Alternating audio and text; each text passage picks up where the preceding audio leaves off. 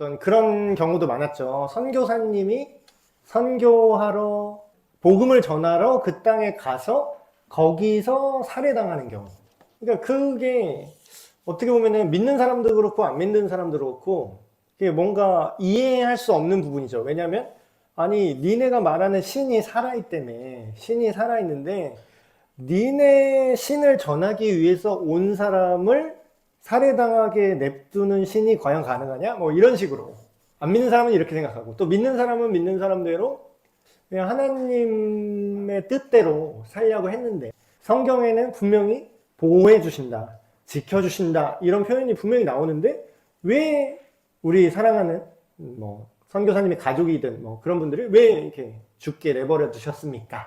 이런 문제들이 생기죠. 그러니까 불의의 사고 안에는 굉장히 여러 범위의 단순히 교통사고, 정말 그냥 사고, 뭐 자연재해, 또 자연재해에 또 그렇게 사고를 당하셔서 또 돌아가신 분들 같은 경우에도 또 생각이 좀 들죠. 하나님이 모든 자연을 다스리신다면서요. 하나님이 모든 자연을 다스리는데 왜 요번에 그 해일이 와가지고 갑자기 쓰나미 와가지고 그런 죽은 사람은 어떻게 된 겁니까? 이런 얘기라든지. 아니면 개인적으로 뭐 그렇게 뭐 하나님 나라에서 살았는데 막 병에 걸리신 선교사님 뭐 이런 것들. 그래서 이런 거를 볼 때 그러면 이런 모든 우리가 원하지 않고 뭐 불의의 어떤 여러 가지 경우에 어떤 안 좋은 일들이 벌어졌을 때 이게 하나님이 처벌하신 겁니까? 라는 질문. 그래서 어떤 사람은 이렇게 공격적으로 이렇게 어떻게 그럴 수 있어요? 이렇게 하는 분이 있다면 그 반대 극단으로 내가 죄인이지 하면서 그러니까 자존감이 이렇게 떨어지는 분들이 계신 것 같아요. 잘 믿는 분들 중에는 나도 모르는 무슨 천벌을 받았나 보다. 내가 뭐 하나님 앞에 내가 지은 죄를 여태까지 막 다 쥐어짜기 시작하는 거죠. 내가 어떤 죄를 졌고 이런 마음을 품어서 하나님이 나한테 이렇게 직접적인 처벌을 하셨나 하면서 계속 그거 생각하면서 쭈그러지는 분들도 계시고. 근데 오늘 성경을 통해서 결론부터 살짝 말씀드리고 시작을 하면은 그럴 수도 있고요. 아닐 수도 있어요. 그러니까 참 이게 답답해요. 그 이단에 빠지는 분들이, 이단 사이비를 빠지는 분들은 저도 몰랐는데 그 이단 사역하시는 분들이 그 얘기를 분석을 하니까 그런 얘기를 하시더라고요.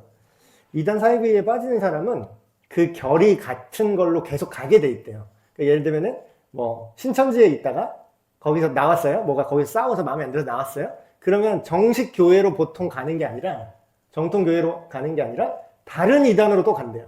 그러니까 이상하게 그 안에서 돈대요. 무슨 장막성전 옛날에 더 옛날에 고대의 이단들이 있는데 거기서 이단 사이비에서 싸우고 또 나와서 자기가 새로 만든 게 뭐 신천지라든가 뭐 여러 가지 다 그게 뿌리가 있더라고요. 갑자기 만든 게 아니라 자기들이 그 전에 선배 이단한테 배운 그런 생각들을 이렇게 받아서 계속 옮기고 새로 만들고.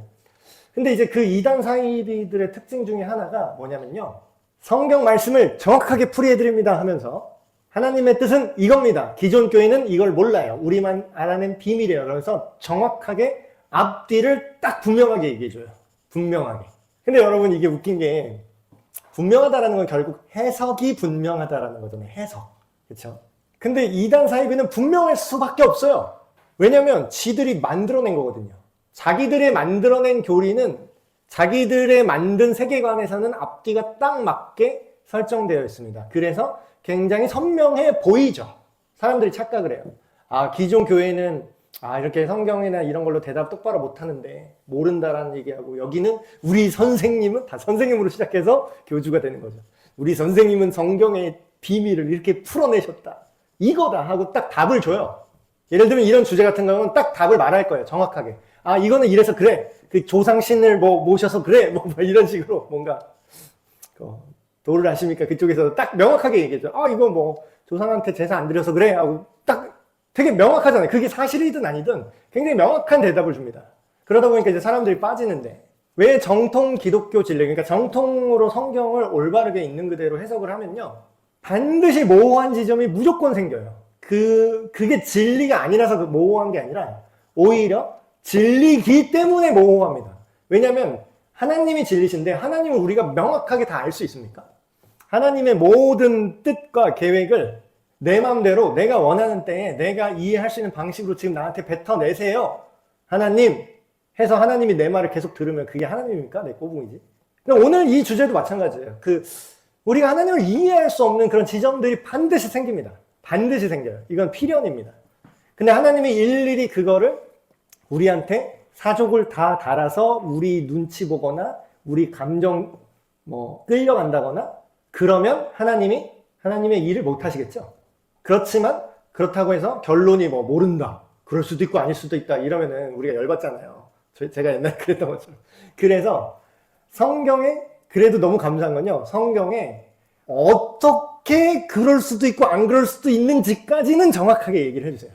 근데 우리가 관심이 없어서 그렇게까지 게을러가지고 그걸 자세히 보지 않고 이해하려고 하지 않고 쉽게 답을 주는 그런 이단 사이비로 가서 문제지. 그래서 오늘은 우리가 알 수 없습니다 라는 대답을 굉장히 세련되고 굉장히 그렇겠구나 라는 내용으로 한번 성경을 가지고 답을 해드리려고 합니다. 자, 두 가지 이유가 있어요. 두 가지 이유. 첫 번째 이유는 뭐냐면요. 실제로 그게 맞는 경우예요. 죄를 누군가가 지어서 그 죄의 결과로 직접적으로 나쁜 일이 생기는 거죠. 그런 경우가 성경에 기록되어 있긴 합니다. 실제로 있어요. 자, 예를 들면 성경은 물론 이제 원론적인 얘기 굉장히 넓은 차원의 죄를 지으면 문제가 생긴다라는 정도의 얘기를 하는 반면에 구체적으로 자세하게 콕 집어서 요런 죄를 얘가 지금 시점에 저질렀기 때문에 얘는 지금 소위 말하는 천벌, 지금 즉결 처분으로 죽음을 당한다거나 이런 경우들이 이제 성경에 나오죠. 자, 첫 번째 제가 몇 가지 되게 많은데 근데 두 가지가 좀 느낌이 다르긴 해요. 죄의 결과는 넓게 보면 이런 겁니다. 우리가 안 좋은 생활 습관 있잖아요. 예를 들어서 건강. 안 좋은 생활 습관. 내가 굉장히 짜게 먹어요. 예를 들어서 굉장히 짜게 먹어요. 막 나트륨 섭취가 많은 거예요. 막 하루에 라면 3개씩 먹고. 그러면 지금 당장 내가 목 부여잡고 칵칵 하면서 죽진 않겠죠. 근데 50년 안에 죽을 확률이 올라가겠죠. 네. 그러니까 하나님은 우리 인생을 굉장히 짧다고 생각하세요. 하나님은 영원한 분이기 때문에 우리가 100년을 살아도 니들은 전과 같다. 이렇게 얘기하세요. 스쳐가는 진짜 찰나의 존재들이다. 근데 이제 하나님이 볼 때는 우리가 이미 죽은 거나 마찬가지예요. 뭔가 잘못된 습관을 들였거나 잘못된 생각을 하거나 잘못된 행동을 하면 그게 우리는 한 50년짜리잖아요. 예를 들어서. 근데 우리는 그럼 지금 안 죽으니까 그래도 내가 죽는다고 살지 문제없지 이러는데 하나님 볼 때는 50년 안에 확실하게 죽을 수 있는 생활 습관을 예를 들어서 우리가 하고 있다면 하나님이 볼 때 뭐예요? 너는 죄를 범해서 네가 죽는구나 이렇게밖에 말을 못하는 거예요. 우리한테. 그런 차원에서 넓은 의미의 죄의 결과로 우리가 뭔가 어떤 결핍이나 고통, 안 좋은 일들이 벌어진다. 그런 것도 마찬가지예요. 살해당한 거. 누가 갑자기 묻지마 살인으로 와서 빡 죽였어요. 의정부에서도 막 그런 일이 일어난다고 지금 뉴스에 몇 번 나오더라고요. 저번에 꽤 지나긴 했지만 저기 의정부 역에서 이렇게 내려오다가 그 에스컬레이터에서 누가 막 카타칼로 막 휘둘러서 아무나 막 찌르고 했다며요. 그러니까 우리가 사는 동네에도 그러면은 그게 하나님의 천벌이 아니라 좁게 보면은 그 미친놈의 죄죠. 걔의 잘못이죠. 근데 걔가 휘두르는 칼에 맞은 나는 뭐야? 나는 무슨 죄예요? 이렇게 생각할 수 있잖아요. 근데 이거를 죄의 결과로 넓게 보면 그 커터칼을 휘두른 사람이 제정신이 아니게 된 이유도 있을 거 아니에요. 그게 가정폭력이라든지 학대라든지 결핍이라든지 어떤 사회적 고립이든지 아니면 정신 이상이 생길 만한 어떤 고통이 주어졌다라든지 그 긴 세월 속에서 그건 한 세대에서 나온 게 아니라 여러 세대의 결과일 수도 있겠죠. 그 아버지가 그렇게 학대했는데 그 아버지는 그 아버지에게 더 심한 학대를 받았다던가. 그럼 뭐야? 그런 죄의 결과들이 중첩적으로 마치 퇴적층처럼 쌓여서 우리가 모르는데 억울한 일이 발생하게 만드는 그런 결과물로 우리에게 다가온다라는 거예요. 그러면은 그거는 죄의 결과긴 하죠.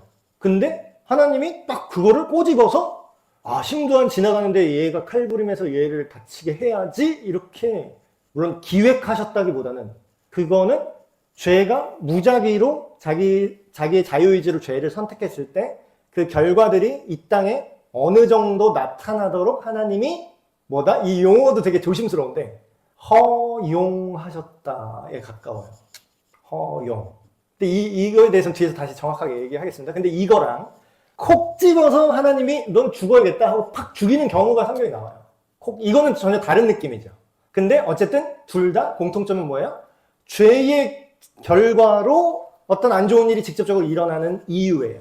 자, 성경에 민수기에 보면 이런 내용이 나옵니다. 모세가 이집트에서 백성들을 이제 끌어내서 하나님의, 정확히 말하면 모세가 끌어낸 것도 아니죠. 하나님의 명령을 받고 하나님이 하라는 대로 수행하는 거잖아요. 모세는 하나님이 하라는 대로 하는 거지 자기가 무슨 영웅이 되겠다고 끌어낸 게 아니에요. 성경을 자세히 보시면 이제 끌어내서 잘 가고 있는데 거기 레위 사람이랑 그 대표적으로 고라라는 레위 사람 고라와 그 여러 민족들 몇몇 족장들이 250명이나 반란을 하는 장면이 나옵니다. 반란이 뭐냐면 너만 하나님의 사람이냐, 네가 뭔데 결정하고 네가 마음대로 가냐. 그러니까 모세가 하나님의 인도를 받는다는 걸 인정하지 않는 거예요. 그러니까 지금으로 말하면 약간 쿠데타 비슷하게 정권 찬탈을 이제 하려고 한 거죠. 그래서 왜 우리를 여기서 이끌어내서 이 고생을 하게 하냐, 뭐 이런 식으로 이제 반란 아닌 반란을 이제 250명이 했을 때 하나님이 굉장히 기분이 나쁘셨어요. 그러니까 모세를 실드치는 게 아니라 하나님이, 그러니까 모세가 자기 의견대로 하라면 이게 해도 상관이 없어요. 모세가 자기 마음대로 이러자고 했을 때 반란하는 건 그 사람들의 문제니까. 근데 하나님이 화가 난 이유는 모세가 한 게 아니라 내가 시켜서 하란 대로 했는데, 그러니까 이런 식으로 말하면 똑같습니다. 옛날에 왕이 명령을 전달하잖아요. 그럼 그 왕의 사자가 대리인이죠, 대리인. 왕의 명령을 가지고 오는 이 사람을, 이 사신을 죽이면 어떻게 될까요? 이 사신이 중요한 게 아니라 사신이 누구 말을 전하는지가 지금 중요한 거죠. 어명이여 폈어요. 근데 그때 제대로 된 백성은 어떻게 하죠? 내가 왕이 아니에요. 사신은 왕이 아니에요. 근데 왕의 메시지를 갖고 왔잖아, 지금. 그러면 그 순간에 왕이 온 거나 마찬가지로 엎드려요. 어명이여 하면서 엎드려서 그 얘기 들어요. 근데 얘네는 지금 어떻게 한 거죠? 어명이여 하는데 네 새끼가 뭐야 하면서 이렇게 된 거예요. 그래서 그 옛날도 그 왕들이 사신을 보내는데 그 사신을 죽여버리잖아요. 그러면 전쟁이구나. 네가 내 말을 무시한 걸로 이제 This is Sparta 이거 영화에 나오잖아요.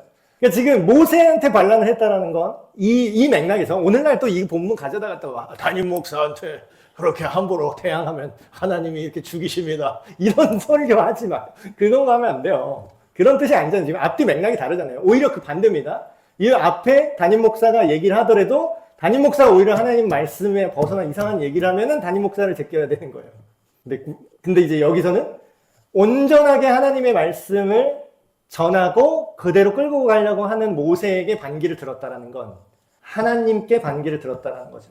그래서 이때 하나님은 어떻게 하시냐? 여기 교환에 제가 써놨는데, 야, 걔네 이쪽에 다 쓰라 그래. 다 세우래요. 다 쓰고, 어떻게 되냐면, 땅이 산채로 그 사람들을 갈라져서 산채로 먹어버렸대요.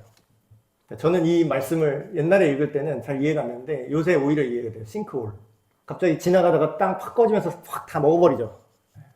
그때 그 집안을 어떻게 하나님이 아셨는지 싱크홀 앞에 쓰라고 해갖고. 성경에 직결 처분으로 나옵니다. 즉시 산채로 그 사람들을 땅이 삼켜버렸더라. 이렇게 나와요. 그리고 나서 또 남은 몇 명이 있었나 봐요. 250명. 여호와께로부터 불이 나와서 그 250명을 산채로 불태워버렸습니다. 되게 무섭죠. 이러니까 구약 읽은 사람들이 하나님 굉장히 빡세다. 이러면서 너무 무섭다. 구약의 하나님 너무 무섭다가 여기서 나온 얘기예요. 그래서 우리가 찬양에 그런 가사 있죠. 뭐 오주님 주는 소멸하는 불. 말이 되게 시적이고 멋있는데 소멸하는 불이 뭐냐면 누굴 소멸시켜요? 개기는 놈을 불태워 없애버린다는 뜻이에요. 진짜 이 뜻인지 몰랐어요, 저는. 그러니까 뭔가 멋있는 무슨 불꽃이 이렇게 활활활 이런 건가? 그런 장식 불인 줄 알았는데 consuming fire라고 되어 있습니다. 그러니까 consum이 뭐냐면 소멸시켜버리는 거예요. 존재를 아예 불태워 없애버린 거죠. 그런데 이거를 보고 그 말이 여기서 나온 거예요. 하나님께 직접적으로 대적하는 자를 하나님은 언제든지 직접 소멸시켜버릴 수 있는 불이다. 하나님은 소멸하는 불이시다. 굉장히 무섭죠. 그리고 한 번에 죽인 건 이런 케이스고, 구약에서 대표적인 거 뭐죠? 이스라엘 백성들이 애매하게 우상 섬기고 하나님께 불순종했을 때 결과적으로 어떤 안 좋은 사건들이 벌어져요? 기근이 일어나고 막 전쟁이 벌어지고 막 포로로 잡혀가고 그 역사에서 길게 얘기를 하잖아요. 그리고 신약 성경에도 직접 처벌하시는 경우가 나옵니다. 신약 교회 시대 초기 교회의 순수성을 유지하기 위해서 아나니아랑 삽비라라는 사람이 있었는데 둘이 부부예요. 근데 하나님 앞에 헌금 갖다가 이제 장난질하다가 헌금을 많이 안 내서 죽었다라고 오해하시는 분들 그게 아니라요. 많이 안 내서 죽은 게 아니라 그러니까 자기가 절반을 빼돌려놓고 절반을 내면서 자기가 다 드렸다라고 자기 권리를 이제 키우려고 했던 거죠. 돈이 문제가 아니에요, 이거는. 우리는 이제 잘 모르는 분은 돈으로 자꾸 이걸 생각을 하는데 하나님은 돈이 없는 분이 아니잖아요. 하나님이 정말 돈 좋아했으면은 과부가 그거 뭐 200원 이렇게 딱 겨우 딱 내는 거 보고 여기 있는 사람보다 제일 많이 냈다. 200원 냈는데 그렇게 얘기하는 하나님이 아니시겠죠. 그래서 그 사람도 어떻게 되냐면 바로 죽습니다. 그 앞에서 거짓말 할 때 바로 죽어요. 즉사 뭐 모르겠어요. 뭐 사인은 제가 그때 부검을 안 해봐서 모르지만 뭐 아마 심장마비나 뭐 심근경색이나 막 뇌출혈이나 이렇게 한 번에 사람이 팍 쓰러져서 죽는 그런 질병으로 뭐 죽었는지도 모르겠습니다. 그래서 성경은 이렇게 얘기하죠. 아까 제가 말씀드린 원론적으로 큰 개념은 맞아요. 죄의 결과는 뭐라고요? 죽음이다. 빠른 죽음이든 느린 죽음이든 바로 즉결 처분이든 아니면 100년 동안 지멋대로 살다가 마지막에 결국에는 노화로 죽든 죄의 결과로 인해 사망이 우리에게 찾아왔다. 그러나 하나님의 선물은 여기서 말하는 은사는 선물이란 뜻입니다. 선물. 하나님의 선물은 그리스도 예수 우리 주님 안에 있는 오늘 설교에 오직 그 문으로 들어가라 그러잖아요. 다른 거 안에는 없어요, 이게. 오직 예수님 안에만 있는 뭐라고요? 영원한 생명이 하나님의 선물이다. 근데 이제 우리가 조심해야 될 게 하나님의 징계와 즉결 처분은 좀 다릅니다. 그러니까 죄의 결과로 고통받는 거는 똑같은데 차이점이 있어요. 히브리서 말씀을 보면 이렇게 나옵니다. 주께서 그 사랑하시는 자를 징계하시고 사랑하는 자를 오히려 징계하신대요. 그러니까 이거는 죽어라 하고 아까 뭐 싱크홀 갑자기 열어서 즉결 처형하신 게 아니라 오히려 어떻게 하신다고요? 그 받아들이는 아들마다 그러니까 자녀죠. 자녀한테 체벌을 할 때 요즘은 너무 체벌을 안 해서 문제긴 해요. 너무 체벌을 안 하니까 이게 통제가 안 되는 애들이 많아진 것 같은데 사랑하는 자녀마다 정말 엇나갈 것 같으면은 냅둬요. 체벌을 해서라도 정신을 차리게 합니까? 예, 그 얘기를 하는 거예요. 하나님은 아버지시다라는 얘기는 뭐냐면 우리가 아직 개선의 여지가 있을 때 하나님께서는 우리를 자녀로 생각하시기 때문에 뭐예요? 빠따를 회초리를 드신다. 그 차원에서 우리에게 어떤 안 좋은 일이나 고통이 주어지는 거를 이제 징계라고 하죠. 징계. 그 받아들이는 아들마다 채찍질 하십니다. 근데 이제 아까 얘기했던 건 뭐죠? 즉결 처분. 즉결 처분은 뭐냐면요. 이렇게 생각하시면 편합니다. 이 주제로 전에 한번 말씀드린 것 같은데 이거는요. 하나님만이 할 수 있는 거예요. 그러니까 우리가 이걸 따라하면 안 됩니다. 우리가 이걸 따라하면 안 되고 하나님만 할 수 있는 게 뭐냐면 하나님은요. 과거와 현재와 미래를 다 아시죠.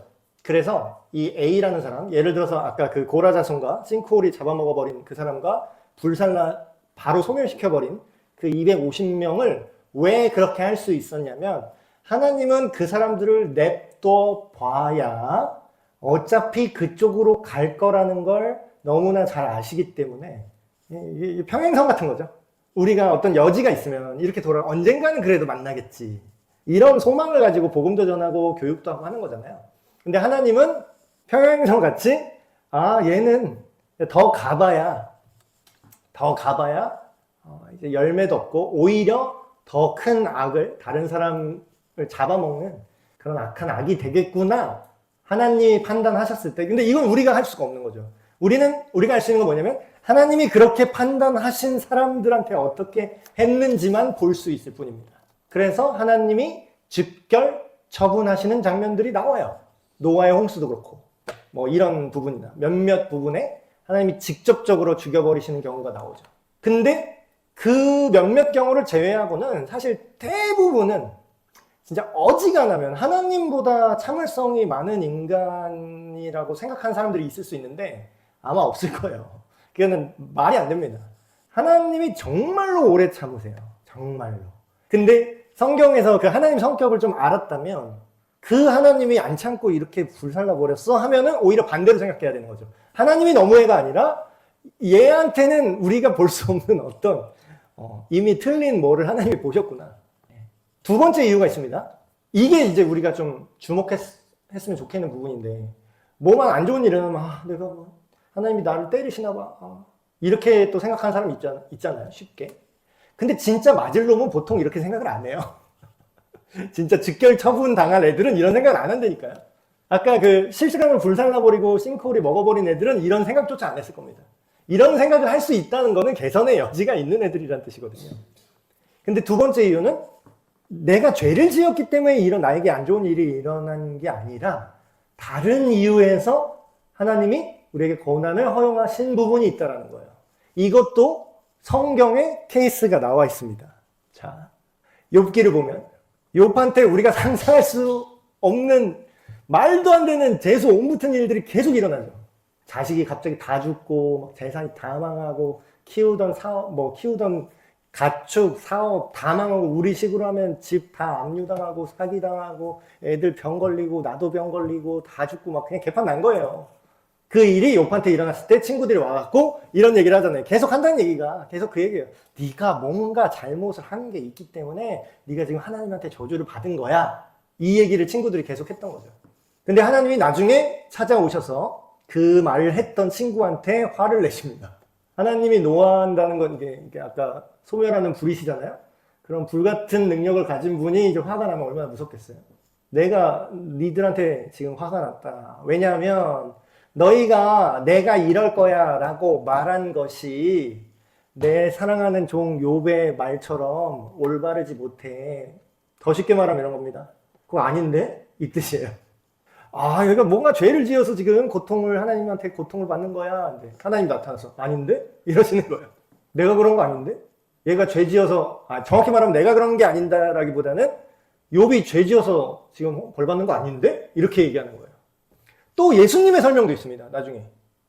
이게 더 오늘날에 와닿는 부분이긴 한데, 이때나 지금이나 사회에 문제가 있어요, 없어요? 이때나 지금이나 부실공사는 있었나 봐요. 망대를 지었어요. 사람 올라가서 이렇게 망보는 망대 같은 건가 봐요. 망루 같은 건가 봐요. 그게 무너진 거예요. 무슨 이유인지는 모르겠어요. 부실공사인지 균열이 갔는지. 그게 갑자기 멀쩡히 있던 망대가 무너져서 지나가던 사람을 18명을 덮쳐서 죽었어요. 지금 이런 얘기하면 또 정치적으로 얘기할까봐 말도 못하면 이게 되게 웃긴 거예요. 이태원에 갔어요. 거기서 사람들이, 물론 이제 그게 이상한 것들이 좀 있긴 해요. 마약을 줬다는 썰, 다 여러 가지 썰들이 있는데, 그럴 수 있습니다. 세월호 침몰했어요. 그 되게 안타까운 사건이죠. 근데 그런 안타까운 사건이 그거 2개밖에 없어요. 이태원 세월호밖에 없어요.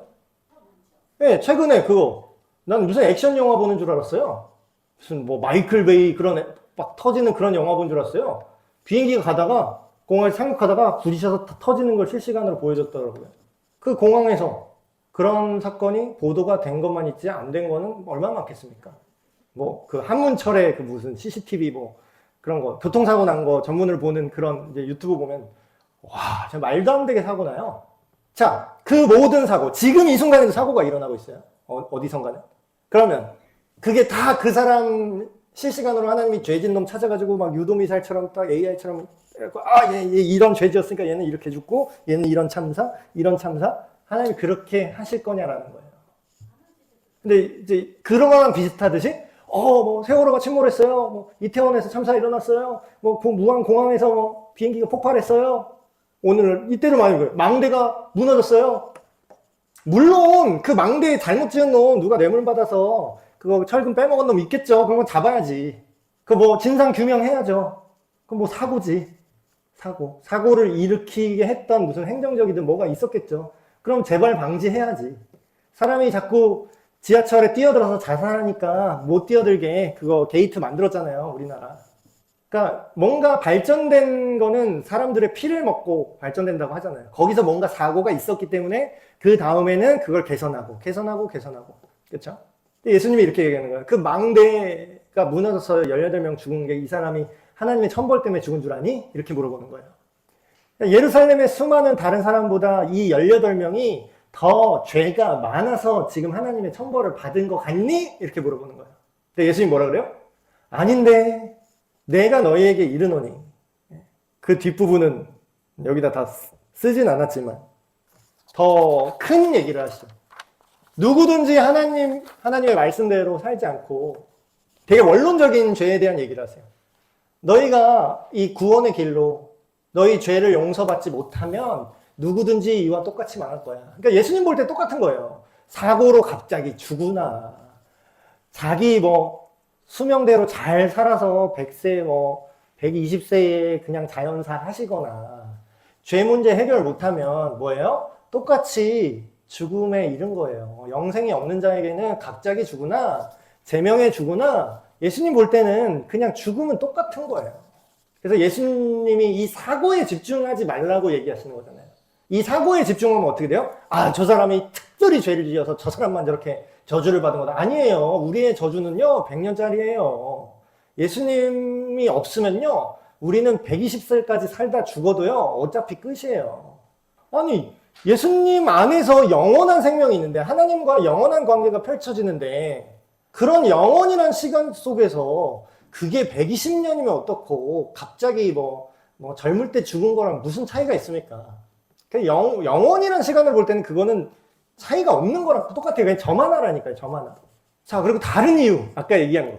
타락한 세상의 무질서 때문에 우리가 원하지 않는 이런 벌 받는 건가 싶을 만한 문제들이 생긴다라는 거죠. 자연적 인과관계. 자, 예수님이 말씀하신 이거는 뭐냐면요. 특별히 하나님이 저 망대를 무너뜨린 게 아니라는 거예요. 특별히. 근데 이제 설교하시는 목사님들 되게 조심해야 될 게, 무슨 나라에 안 좋은 일이 일어나거나 막 이러면은 그러니까 우리는 자꾸 해석을 하고 싶어 해요. 우리는 뭔가 답을 명확하게 하길 좋아해요. 그러다 보니까 뭔가 하나님의 뜻도 내가 결정을 내려서 말하고 싶어. 특히 목사님들.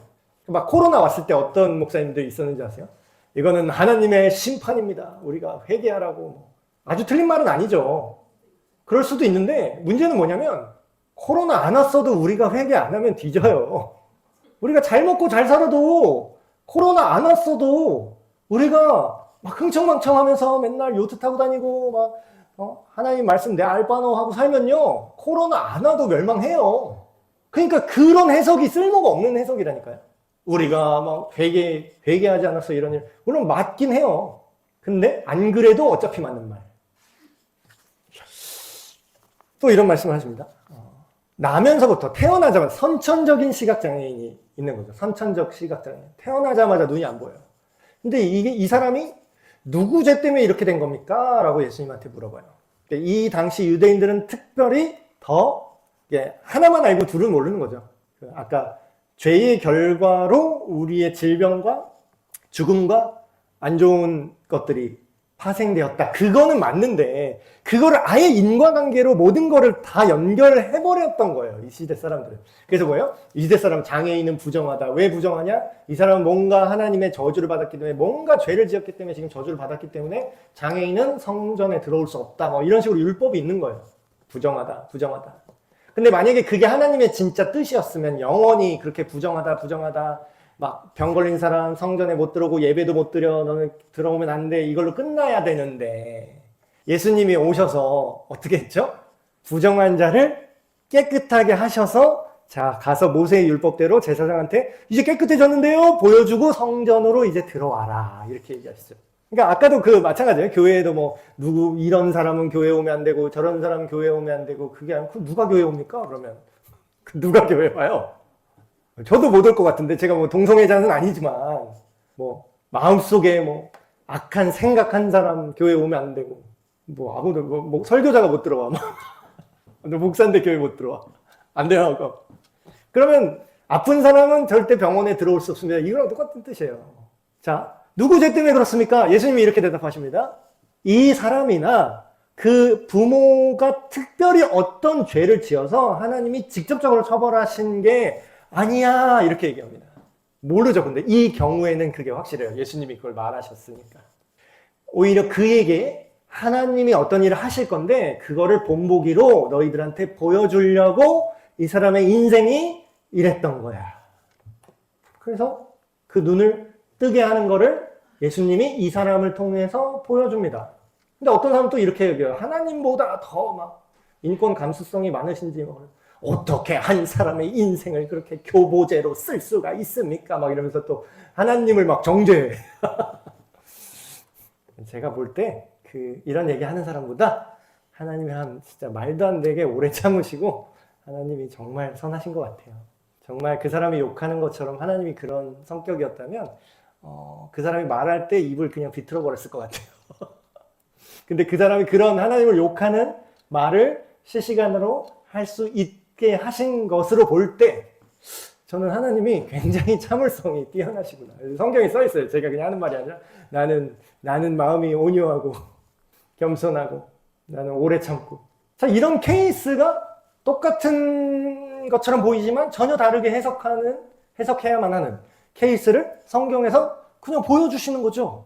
이 경우는 뭐야? 하나님이 어떤 특별한 목적이 있어서 우리가 미워서 고통을 주는 게 아니라 어떤 하나님의 목적을 이루기 위해서 우리한테 그런 고통을 허용하실 때가 있다라는 거예요. 우리 인생만 보는 게 아니라 그냥 전체 성경에 기록된 전체 인생을 한번 보십시오. 생각을 해봐요. 대표적인 거, 너무 대표적인 그러면 처음부터 그러니까 약간 바깥부터 천천히 올게요. 자, 아직도 그 중동 지역 사람들은 요셉을 되게 좋아합니다. 그래서 요세프, 유시프 막 이런 이름이 있죠. 중동 배경의 사람들 이름이 유시프, 요셉 이름이 되게 많아요. 요셉. 자, 요셉이 특별히 죄를 지어서 노예로 팔려가게 하나님이 하셨습니까? 어떤 사람은 또 바보같이 요셉이 교만했었대. 요셉이 막 교만하게 아빠한테 이쁨 받는 거 막 자랑하고 재수없게 막 질투 유발하고 형님들 나 멋지죠? 막 이랬기 때문에 그 죄를 하나님이 그렇게 하셨다? 설득력이 약해요. 하나님이 정말 마음에 안 들었으면 그 정도로 안 끝나고 그냥 불태워버리면 되는데 왜 그렇게 하셨을까요?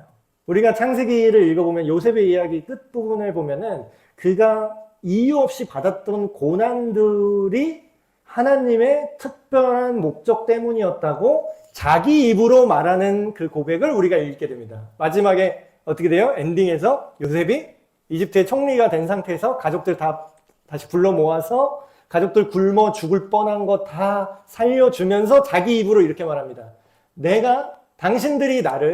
형님들이 나를 이 이집트 땅에 노예로 판 이유는 하나님께서 나를 통해서 우리 이스라엘 사람들을, 우리 민족을 구원하기 위해서 그러셨던 거네요. 라고 자기 입으로 고백을 해요. 내가 억울하게 당했던 그 인생이 하나님의 특별한 목적 때문이었네요. 참 멋진 장면이죠? 근데 이제 이거는 너무 해피엔딩이라서. 근데 성경에는 해피엔딩도 있고, 약간 우리 기준으로 볼 때 약간 배드엔딩인가 싶은 것들도 굉장히 많습니다. 자, 배드엔딩. 인간적으로 봤을 때 굉장한 배드엔딩을 하나 보여드릴게요. 자, 예수님이 십자가에 못 박혀서 채찍질 당하고 막 갖은 고통을 받았는데 그게 예수님 탓입니까? 하나님이 예수님이 미워서 저주를 받아라 이렇게 직결 처분하신 거예요? 예수님은? 아니죠. 그러니까 예수님의 십자가 사건이 우리가 예수님을 믿는다, 그리스도인이다라고 얘기를 할 때 제일 중요한 개념이 뭐냐면요. 내가 예수님을 믿는구나. 예수님이 이런 분이구나. 예수님이 이렇게까지 하셨구나를 믿는 거예요. 그걸 받아들이는 게 그리스도인입니다. 그렇다는 건 내 삶에 내가 이해하지 못한 어떤 고통들이 일어나요. 아까 말한 것처럼 남편이 선교사인데 가자마자 죽어버렸어. 창 맞아서 바로 즉사했어. 근데 이해 안 되죠. 이해는 안 돼요. 솔직히. 이해가 되겠습니까? 근데 이해가 안 될 때에 예수님도 이해 안 되는 고통을 하나님의 어떤 계획 때문에, 더 큰 계획 때문에, 온 인류를 구원하고자 하는 하나님의 더 큰 계획 때문에 그 당시 사람은 이해할 수 없는 죄인이 받아야 되는 형벌을 받았다라는 거예요.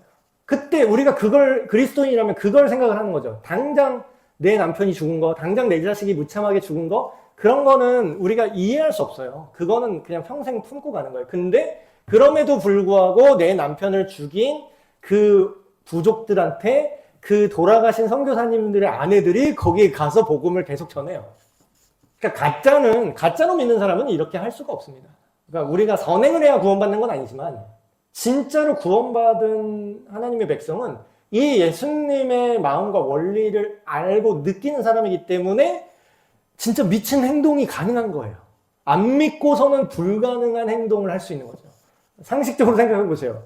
당신의 자녀, 당신의 남편, 당신의 아내를 죽인 그 사람들 구원받으라고 그곳에 가고 싶겠습니까?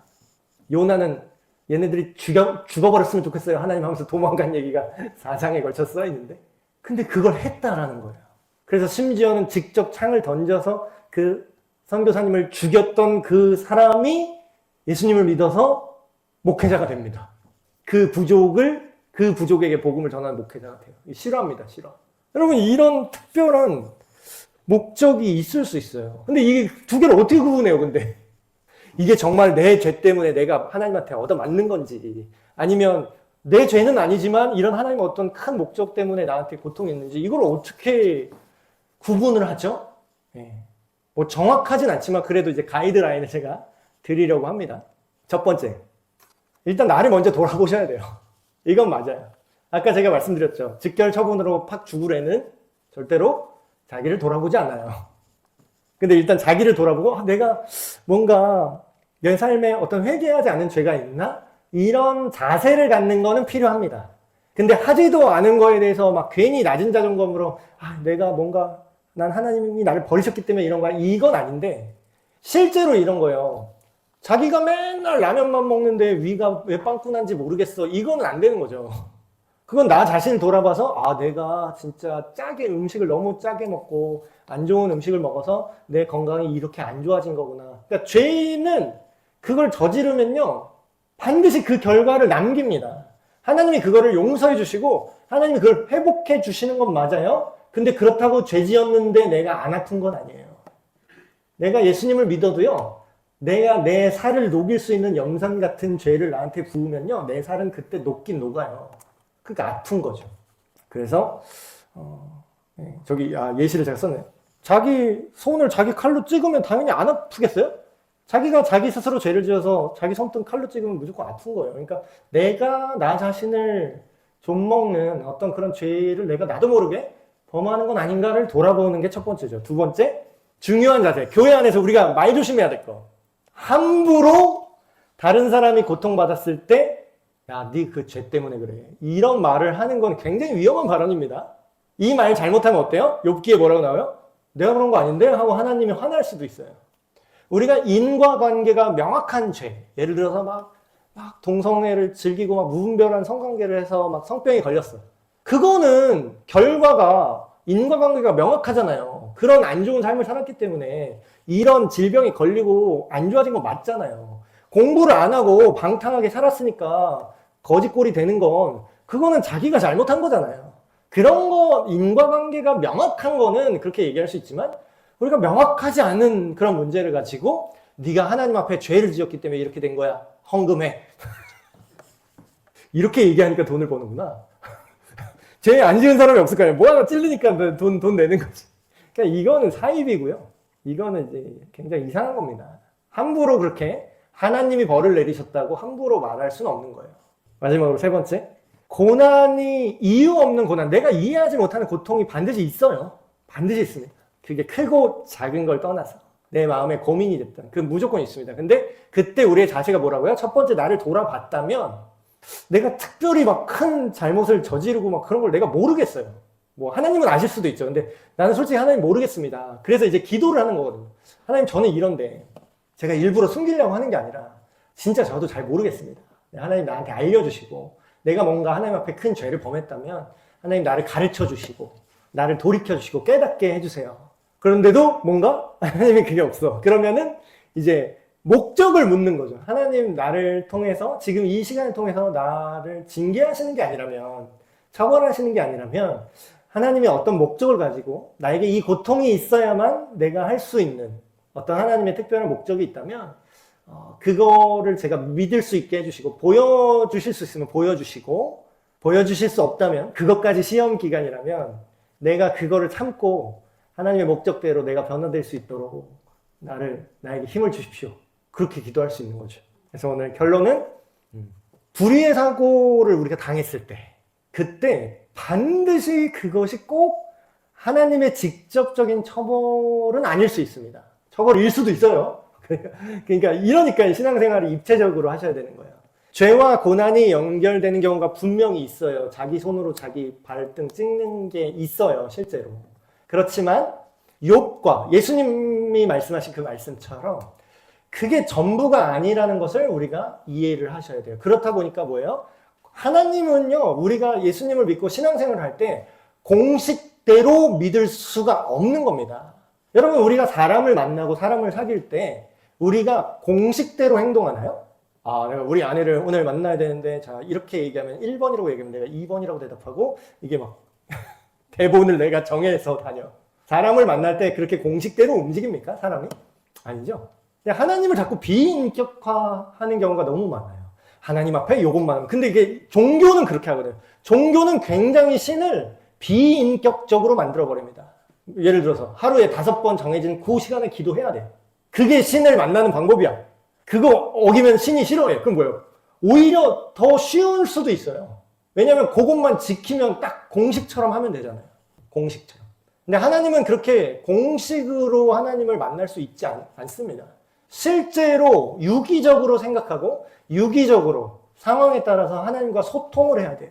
그래서 고난을 겪을 때 자기 자신을 한번 우선 돌아보는 거는 건강한 것 같아요. 내가 정말 하나님 앞에 뭔가 죄가 있냐, 아니면 내 스스로 내 삶에 독을 뿌리는 것처럼 죄를 짓고 있는 건 아닌가. 그러나 그것이 아니라면 내가 죄를 지었다고 뭐 다른 사람한테 단정하는 것은 굉장히 교만한 말이 될 수 있습니다. 그래서 오늘 주제 좀 어려운 주제였죠? 불의의 사고는 하나님의 처벌인가? 일 수도 있고 아닐 수도 있습니다. 근데 그걸 통해서 하나님을 잘 알아가시길 바랍니다. 기도하고 마치겠습니다. 하나님 아버지, 우리의 삶 속에 불의의 사고나 우리가 이해할 수 없는 큰 고통의 시간들이 올 때가 있습니다. 그럴 때 내 스스로 그 고난을 초래해서 저주를 받은 경우도 있지만, 그렇지 않고 이 세상의 악함과 구조적인 문제와 또 인간의 자유의지와 또한 하나님께서 우리를 연단하시고 징계하셔서 옳은 길로 이끄실 것을 또한 소망하게 됩니다.